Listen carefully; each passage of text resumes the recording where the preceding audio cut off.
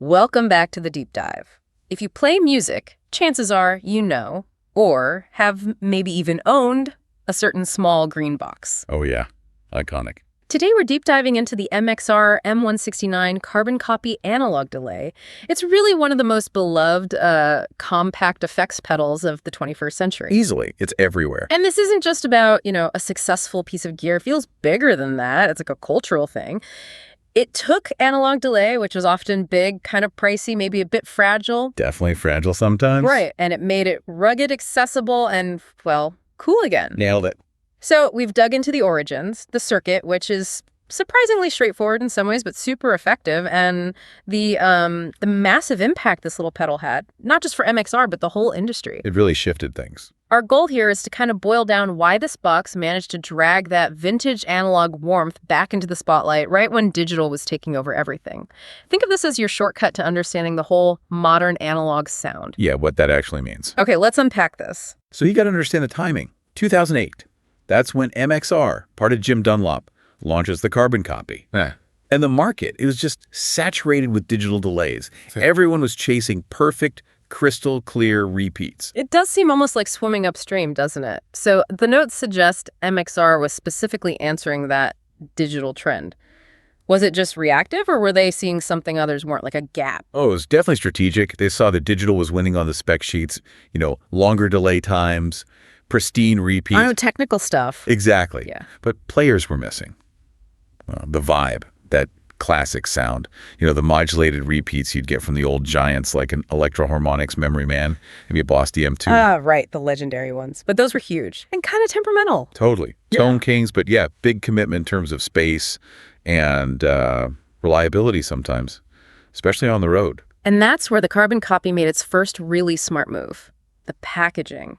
It delivered that sought-after analog warmth, that character. Yeah, the real analog sound. But crammed it into that classic small MXR enclosure. Super rugged and, crucially, easy to fit on a pedal board.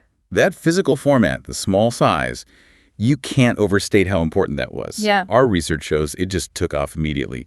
Became one of MXR's best sellers, like overnight. Wow. Because it gave musicians that vintagey tone they craved, but without eating up half their board or making them worry about it breaking mid-tour. It basically brought reliable, portable analog warmth to, well, everyone. Okay, let's get into the guts then, because the circuit is obviously why it sounds the way it does. We need to talk about the core, the bucket brigade device, the BBD. Right. This is where the analog magic and the character really comes from. The technical core uses MN3005 bucket brigade chips. If you need a picture, think of it like a tiny audio assembly line. Okay. The signal gets passed down this chain of capacitors, those are the buckets, at a speed set by the delay time knob. And what happens as it goes from bucket to bucket? Is that where the magic happens? Well, yeah, sort of. Every time the signal gets passed along, a tiny little bit of the high-frequency detail gets lost. It kind of spills out or degrades just a touch. And that's not a flaw. Not all. That's the source of the warmth. That's the darkness people talk about. It's why the repeats decay so naturally. It also means the max delay time is around 600 milliseconds. Yeah. Which is, plenty for most things. It's here for slapback, ambient stuff. Yeah. But it prevents those super long, perfect digital repeats. It keeps it sounding organic. And for the tone purists, you mentioned it's got a 100% analog signal path and true bypass. Absolutely. Crucial features. When the pedal's off, your original guitar tone goes straight through, completely untouched. No digital conversion, nothing. Okay, so BBDs explain the warmth and decay. Yeah. What really makes the carbon copies stand out, it's the modulation, isn't it? That's the secret sauce. If you really want to get why this pedal is such a classic, you got to focus on the modulation. Here's where it gets really interesting. Because that subtle kind of chorus-like warble, it adds to the repeats. That's its voice, right? Totally. It mimics that beautiful, slightly unpredictable drift you'd get from an old tape echo machine.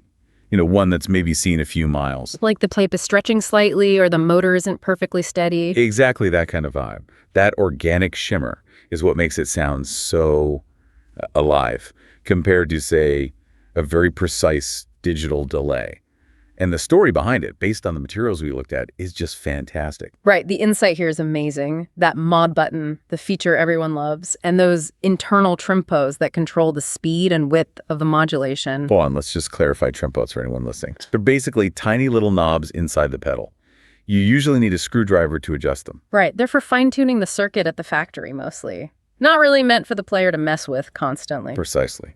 And those trib pods, the mod speed and width ones, they were originally put in just for factory calibration to make sure each pedal was consistent. Seriously, not a musical feature. Not initially, no.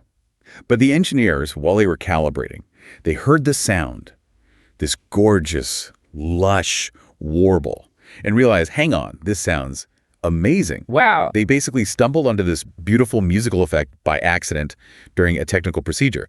So they decided, we have to make this accessible, and boom, they added the external mod toggle switch. That's incredible. A technical side effect becomes the defining feature. A truly happy accident. They embraced what could be seen as like a technical imperfection, and it became the soul of the pedal's sound. And for the tinkerers out there, our research confirms those trimpos are still inside. You can pop the back off and tweak the mod speed and width yourself for extra customization. That's very cool. And just one quick technical bit for people building boards. Power draw. It's pretty low, right? Oh yeah, super efficient for an analog pedal like this. Draws only about 26 milliamps at 9 volts DC. Easy to power, no fuss. Okay, let's really focus on the sound itself now, because that's what keeps people coming back. It's always described as warm and dark. What does that actually mean in practice? That darkness is key. Because of those BBDs losing a bit of high end with each repeat, like we said, each echo gets progressively a little softer, a little less bright. It creates this decay that sounds a lot like old tape echoes. And crucially, it means the repeats kind of tuck themselves underneath your main guitar sound. Ah, so they don't get in the way or sound too hard. Yeah, exactly. They add atmosphere and rhythm, but they don't fight your original note for space or clarity. It just sits right. And there's also something about compression, like it feels kind of thick. Yeah, that's the natural compression inherent to analog delay circuits. It just sort of squishes the repeats together in a pleasing way, gives them body. And the sources mention it handles pretty hot signals, up to plus 8 dBu, which is good headroom. Meaning it won't distort easily if you hit it with a loud signal. Right. Makes it really versatile. Good for guitar, yeah, but also great on bass or synths, keyboards, anything, really. So if we zoom out a bit, how does this analog character stack up against the digital delays it was competing with back in '08? It really comes down to character versus precision, doesn't it? That seems like a good way to put it. The carbon copy gives you warmth, that dark decay, the natural compression, and that lovely organic modulation. It feels alive, like it breathes with your playing. Whereas digital delays, even great ones, tend to be crisp, precise, linear. The repeats are exact copies, often very bright. The modulation, if it has it, is usually programmed, maybe more synthetic feeling. Super consistent, very clean. So different tools for different jobs, basically. Totally. If you need mathematically perfect repeats that go on forever, digital's your friend. If you want vibe, musical decay, a sound that adds texture, that's where analog, like the carbon copy, shines. You know, I always found playing with analog delay kind of forces you to play differently. You have to work with the decay, trust the way it fades. Yes, it becomes part of the instrument, part of the rhythm, and that's the feeling players were after. Yeah. And the carbon copy could cover a lot of ground. We looked at some typical settings people use, and it shows that range. Like for classic rockabilly slapback, super easy. Delay knob low, mix low, region low, maybe all around 9 o'clock. Mod switch off. You get that tight, quick, punchy echo. Sit rock and roll sound. But then if you want to go full ambient space out, crank the delay time up, push the mix up so the repeats are louder, maybe back the region off just a little so it doesn't self-oscillate too crazily. Right.